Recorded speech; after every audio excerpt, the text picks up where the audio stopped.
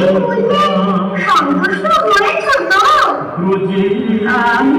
আমি অনেক অনেক সন্তুষ্ট হয়েছি গোপাল, অনেক খুশি হয়েছি। যা এর আগে আমি কখনো কোথাও পাইনি গোপাল, কখনো হইনি এমন সন্তুষ্ট গোপাল। তাহলে তুমি এবার আমার ঝুলি করে দাও।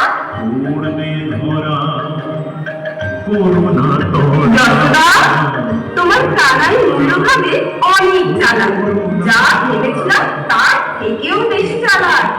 এবার তো বিশ্বাস হয়েছে না সবাই যে আমার কানাই খুব ভালো ছেলে, যে এত ছোট বয়সে জেনে গেছে কোন মূল্যবান জিনিসের থেকেও অধিক মূল্যবান হলো ভালোবাসা।